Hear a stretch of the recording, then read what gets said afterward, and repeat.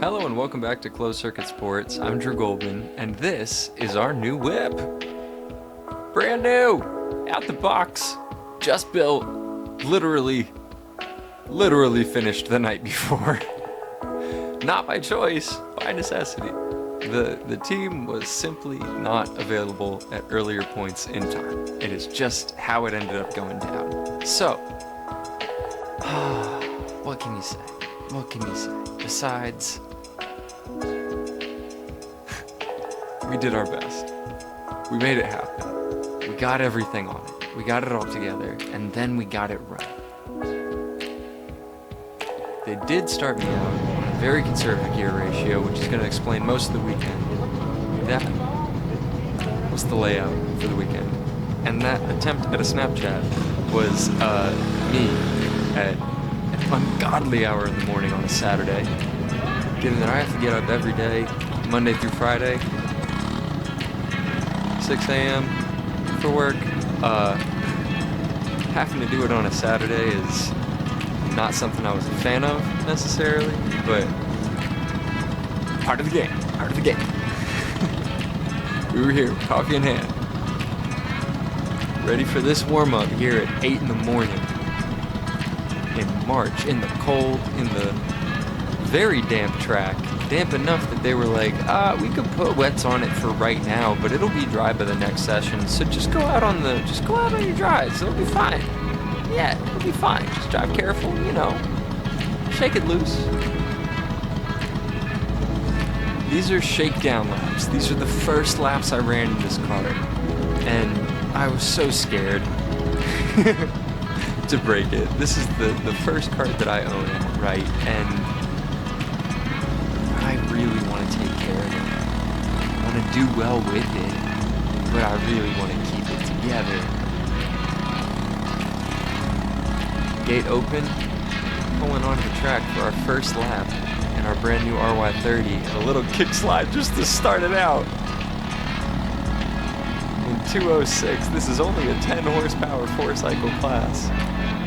But we have no grip. Cold tires on a wet track. Cold slick tires on a wet track. Let's try not to bend it. Okay, maybe that was a little aggressive.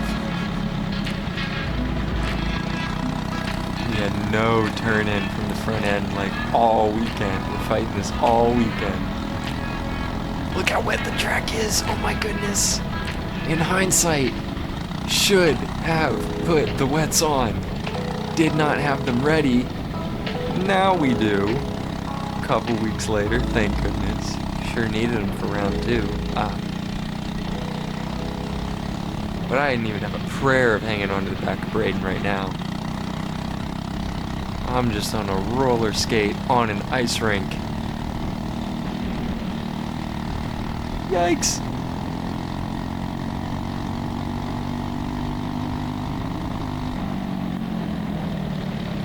Still managing to chip it even in this kind of weather. Oh, but there goes our first spin on lap 2. Just stepped out on us and went away. So that's a little confidence dampener for session 1, lap 2. It's all good, we're rolling again. Clutch is fine, it's a Hilliard.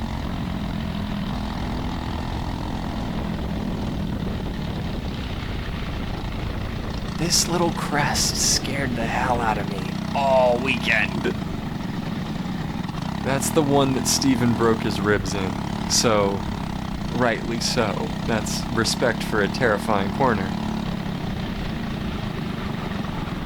Because I'll remind you, that's miles per hour in the bottom right-hand corner.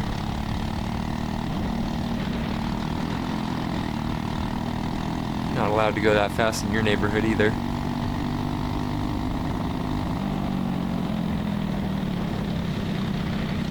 What amazes me about the micro and mini Swift classes. Those are just kids going absolute highway speeds in a cart. No seatbelt. Just the seat being snug enough to hold your ass in it as much as you want it to. Because God forbid the cart flips, you don't want to be attached to it. You want it away from you. You don't want it on top of you if it flips. I think it's 200 pounds.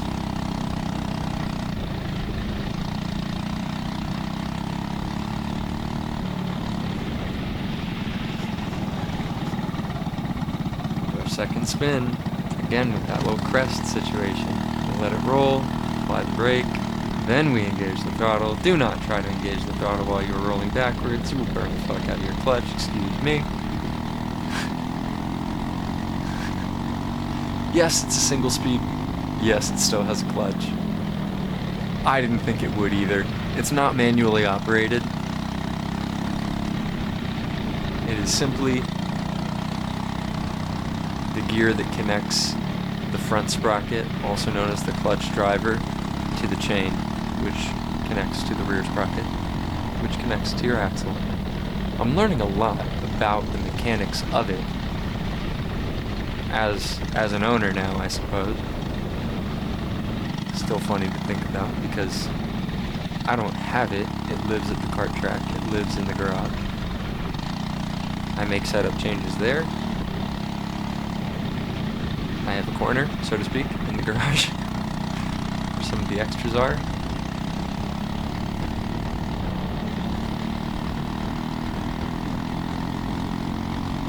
And now after those spins, I'm like, okay, alright. Best lap says 46. Let's see. Now that we're definitely on some warm tires, but we know it's a wet track, let's just bring it home safely while trying to find a braking point. We're trying to find a braking point, especially for this corner here. They're saying I can go flat down the hill. That's insanity. It's a good thing I didn't go all the way to the wall. Kill the engine, hop out. People who work the track here are awesome. I do not know her name, but all of them are just like her. Ready to help and absolutely locked in.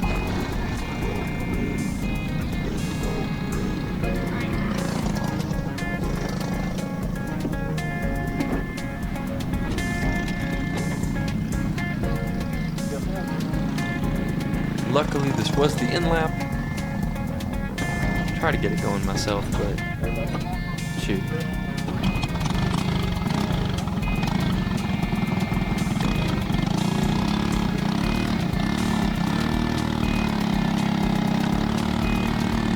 So, I thought about not including this session because it doesn't necessarily make me look good, but I thought it was important to include all of the chaos of this warm-up session because it informs the way I drove the rest of the day.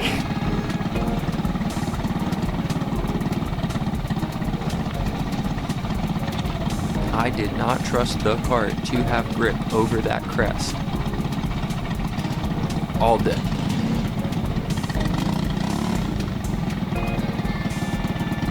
This is light, where I know I'm a couple pounds over. I know I'm going to be less competitive than in medium. And they got rid of heavy, which was going to be my class. I was going to go medium and heavy and be good to go for the year. They got rid of heavy. So now I'm on a diet, trying to make it down to light with no lead. Just the 10 pounds or 15 pounds that I'll need to make medium.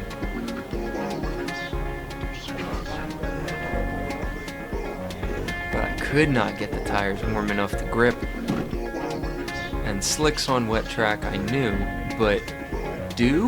I didn't think dew would constitute a wet track. It hadn't rained, just wasn't dry yet. Maybe it had rained overnight. I can't entirely remember right now. I guess it must have for how wet it actually is. But it was dry as could be in the morning. The track was all that really felt wet anymore.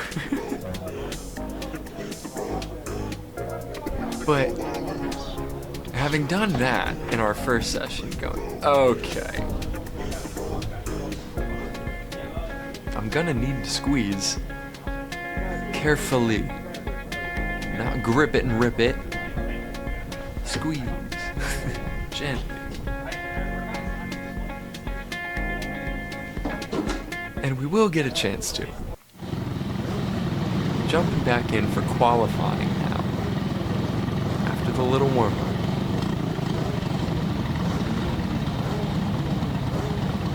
Engine running, ready to pull out on track. One of, I believe it was 9 or 10 in this class today.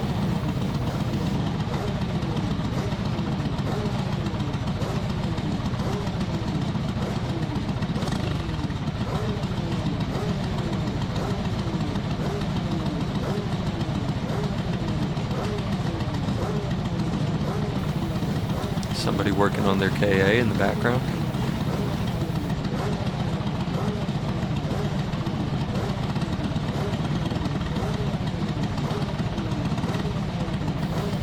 It was pretty cold, but it was also very good weather. So once we were on track, it was fine.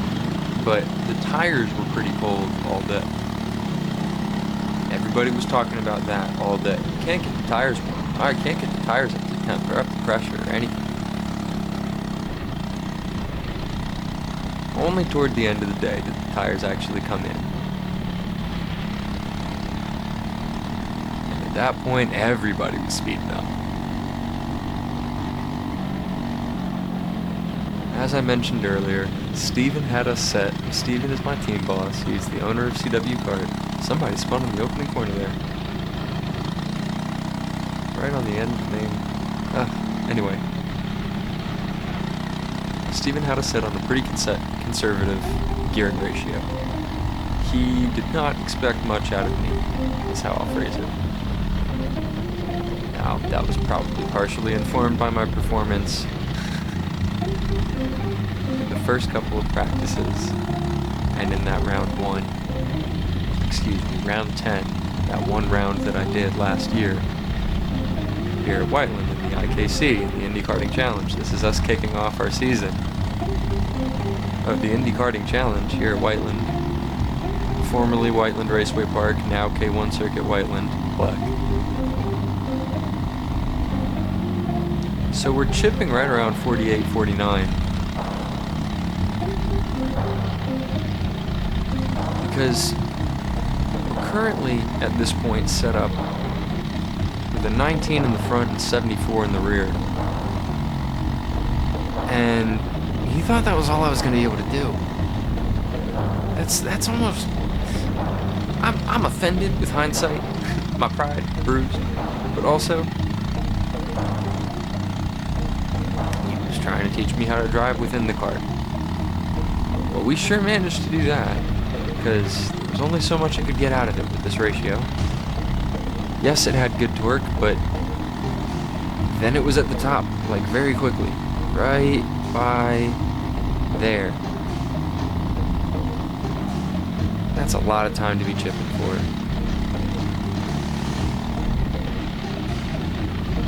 I think I could have carried some more with hindsight in this weekend.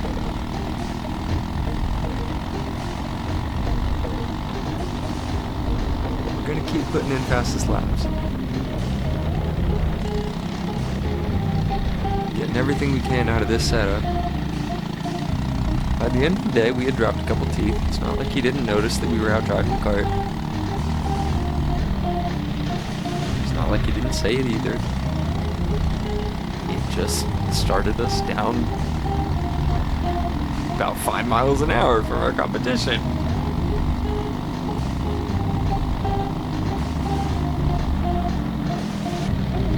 On the top end. The bottom end, we probably have more torque. Just wouldn't know it because they're not around me anymore.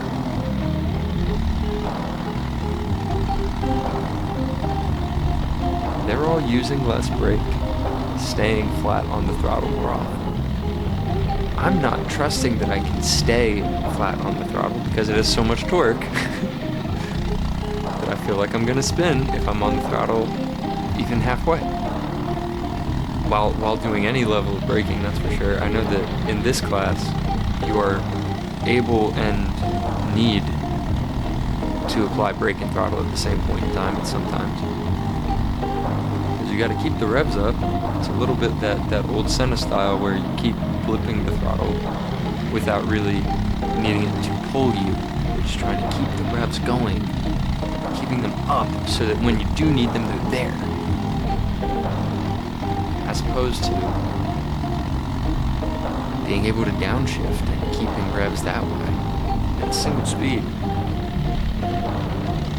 If you let it wind down, it's wound down, and you're gonna lug it on the way out of the corner because you only have the one speed, which is why gear ratio is everything in these setups. Caster, camber, toe, those are all minute. If they're in the right operating window, they're in the right operating window. Tire pressure is the same. All of those things do exist in your setup, yes, 100%. They exist, they're important, you need them squared away. But once they're squared away, they're not going to change anything. Like, you can change a little bit. But most of the driving characteristics of a single-speed kart are set by your gear ratio. The amount of torque at the bottom end, the amount of top-end speed that you have, the amount of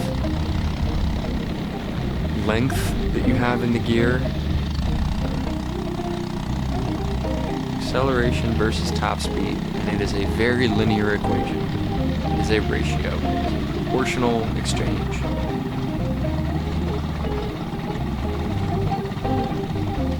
So if you find yourself down 4 teeth, don't think you're gonna win unless something happens to the leaders.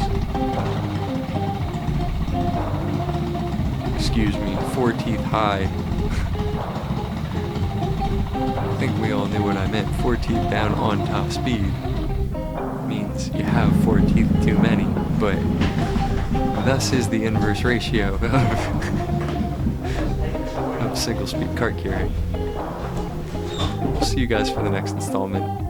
It's going to be the heat race and the final for the light class 206 in the Indy Karting Challenge here at Whiteland Raceway Park. Peace.